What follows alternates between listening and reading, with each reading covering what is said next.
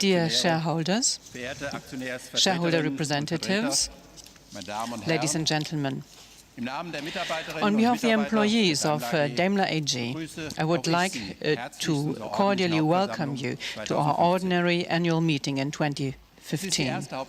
This year's meeting is taking place at a new location, and today you are also seeing Daimler in a new design.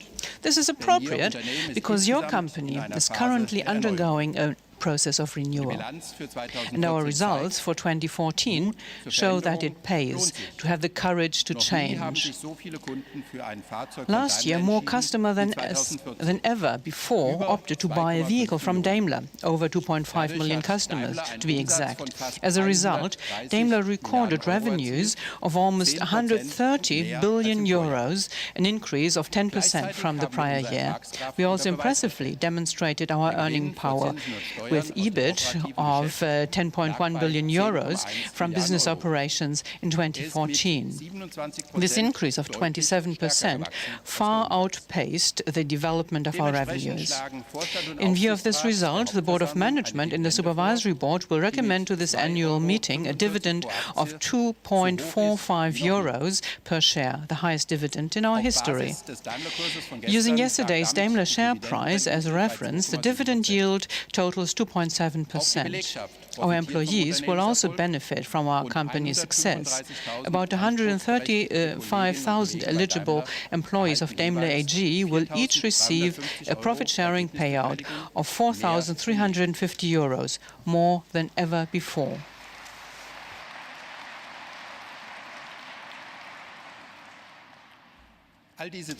All these figures set new records for our company. Our growth strategy is obviously bearing fruit, and all of us at Daimler are very proud of that.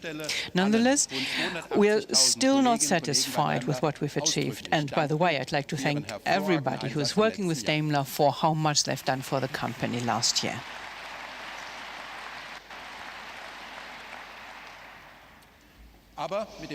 As I said, we're still not satisfied with what we've achieved. And this is why we are forging ahead with the renewal of your company. We are going new ways to new strengths. Today, I'd like to present to you a few examples to illustrate what I mean. The first and most visible one, our new products.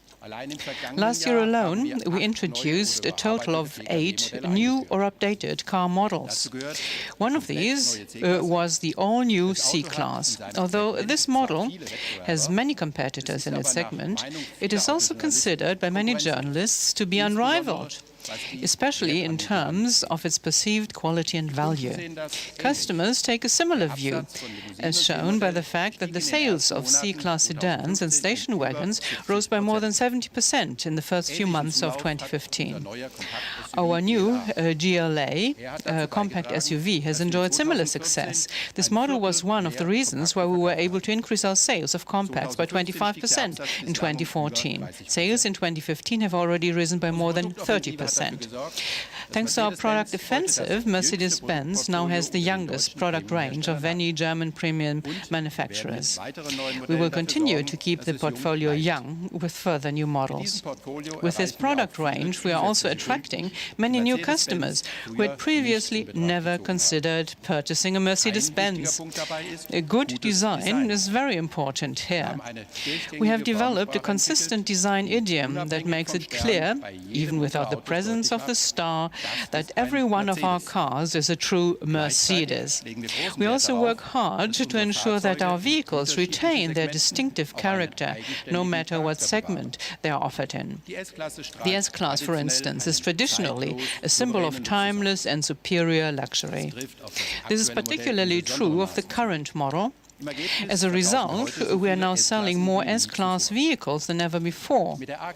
By contrast, the A-Class, the CLA and the GLA are the most progressive vehicles in their respective segments. They have rejuvenated the Mercedes-Benz brand and generated new sales momentum. Taken together, all these developments have further enhanced the value of the brand. Today, Mercedes-Benz is the most valuable premium automobile brand in the world, and we're continuing along this path. In this year, in 2015, we will be launching another 8 new or updated car models, ranging from the CLA Shooting Brake or the GLA Coupe, which you can see here on stage, and the Mercedes-Maybach S-Class. The GLE will be celebrating its world premiere in New York in just a few hours. We've also brought the car to you here, to Berlin, so that you'll be able to take a look at the new GLE before the official unveiling at our product exhibition. The GLE offers solid proof of why 2015 is the year of the SUV for us. It's because we are revamping almost our entire range of SUVs this year. In just 3 weeks, we'll be offering a preview of yet another new product at Auto Shanghai 2015. This show car is based on the concept of the GLE Coupe, and it clearly demonstrates that the combination of an SUV and a coupe can be very appealing, even in a somewhat more compact model. These vehicles are enabling us to meet the continually growing demand for premium SUVs. This year, for example, the market for such models is expected to grow twice as fast as the overall automotive market in the US. Mid-sized pickups are another very promising segment. Indeed, the mid-sized pickup market is currently undergoing a transformation. More and more customers worldwide are demanding pickups that have the characteristics of cars, for example, in terms of design, comfort and safety. And that's why we're going to be the first premium manufacturer to enter this segment. The time is right for us. Our developers know what we expect from them, to create the Mercedes among pickups. Our plans call for the first models to be launched before 2020. One of the highlights at Smart in 2015 will be the launch of the new 4.2 in China. China will soon become the largest smart market. We have significantly expanded our smart dealership network in China. We had just 16 outlets in 2010. Now we have 100. We're also increasingly moving into the smaller cities that previously had no smart dealerships. After all, these smaller cities are still home to several million people.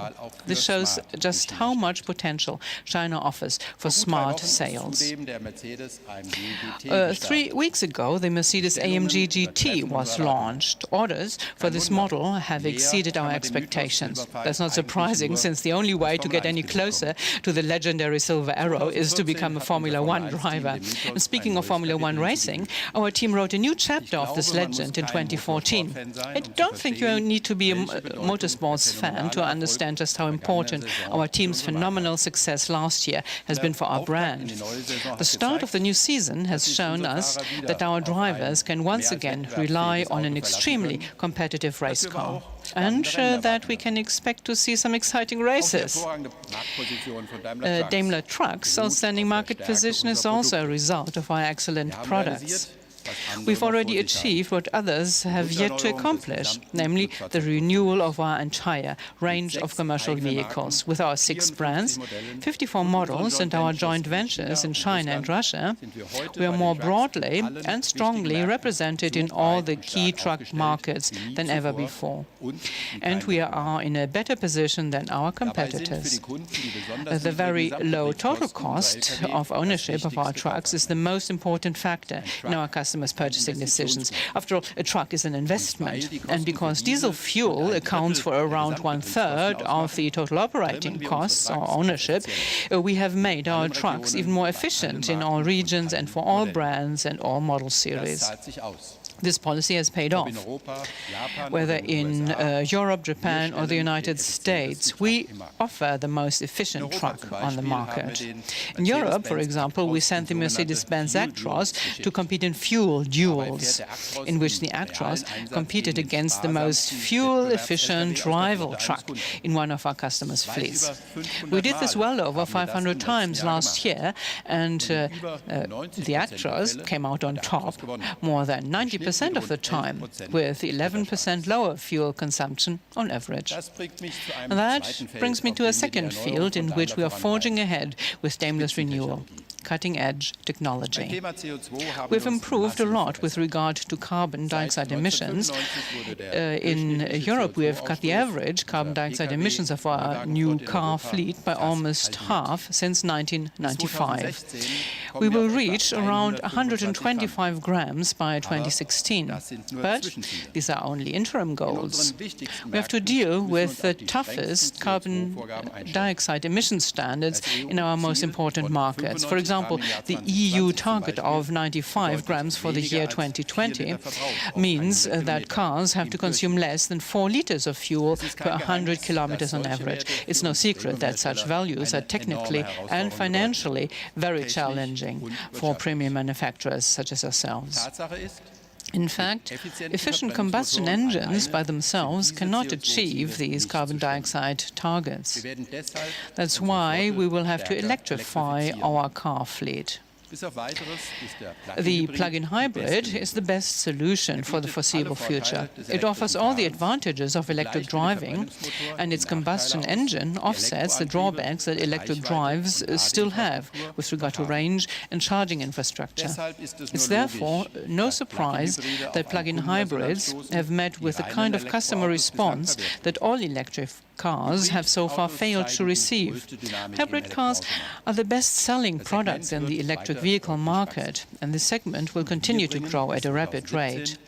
What's more, we will launch a new plug-in hybrid model every 4 months on average until 2017.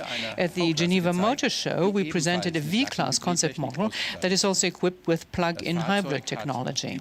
This vehicle has over 140 horsepower more output than the most powerful existing V-Class model. At the same time, it reduces fuel consumption to the level of a small car. This is Daimler's path towards sustainable mobility. We want to have attractive technology platforms, no austerity mobiles.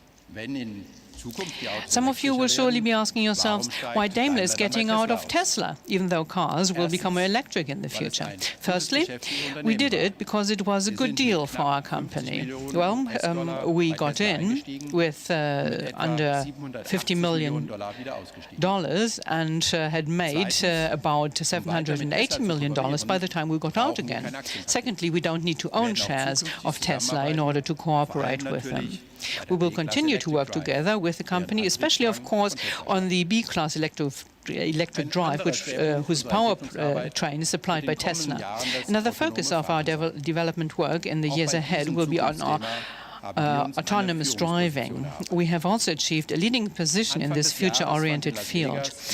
The Consumer Electronics Show was once again held in Las Vegas at the beginning of this year, and it is really an event for consumer electronics. But this show is also turning into a major focal point for the automotive industry. And this year, there was no automobile at the CES than our F015 research vehicle. It shows you what the Mercedes of the future can look like. And this was a vehicle that had been designed right from the outset for autonomous driving. We're convinced that in the future, cars will become much more than just a means of transportation. The car will, in fact, become a private place of refuge. With autonomous driving, we will gain freedom to use our time on the road as we like it. That is the future of automotive luxury. We have therefore designed this place of refuge in a way that does justice to the Mercedes brand. In addition, the F015 provides answers to the possibly most important question concerning autonomous driving. How does the autonomous automobile interact with its surroundings? For one thing, there will no longer be the usual eye contact with a driver. Instead, autonomous automobiles will have to be able to actively communicate with their environment. That's why the F015 has big LED displays at the front and back. For example, if the F015 detects a pedestrian at the edge on the road, it will display wavy light signals in the LED grille to indicate to the person that he or she has been seen. If a pedestrian wants to cross the road, the F015 will stop and scan its surroundings to make sure that this can be done safely. If this is the case, the car projects a virtual crosswalk or zebra stripes onto the road to emit will emit an audible signal to the pedestrian that he or she can go ahead. In this way, the autonomous vehicle can have a positive impact on traffic, and this is important for promoting public acceptance of this future-oriented technology. A car such as our FO15 could realistically be put on the road in the next decade. Semi-autonomous driving is already possible in C, E, and S-class vehicles. We will take further steps towards autonomous driving in the years ahead. Autonomous driving also has a great potential for trucks. Long-haulage trucking involves long distances, constant speeds, and generally well-defined traffic conditions on highways. Autonomous trucks improve safety by adhering to speed limits, providing timely warnings if there's a traffic jam just around the next corner, and preventing rear-end collisions. Autonomous driving also increases efficiency because it takes into account the truck's payload, the topology, and the traffic situation on the road. As a result, it neither brakes unnecessarily nor accelerates too much. And that way we can reduce fuel consumption by up to 5%. And thanks to the truck's improved connectivity, we will also be able to make better use of existing roads. The trucks will coordinate the routes they take. Moreover, traffic control systems will guide truckers past traffic jams or distribute vehicles in such a way that no traffic jams can occur in the first place. In addition to purely technological issues, autonomous driving also raises legal and ethical questions. Well, we will be able, of course, to prevent many accidents, but not all of them. So how should a car behave if an accident cannot be prevented? The car doesn't make such a decision by itself. It acts only in accordance with a predefined algorithm. It's also clear that programmers cannot decide such matters on their own. We need an extensive public dialogue on this issue. We talked about it yesterday evening when we presented our sustainability report. We will also hold more such events in the future because we are determined to shape this technology and promote public discussion of it.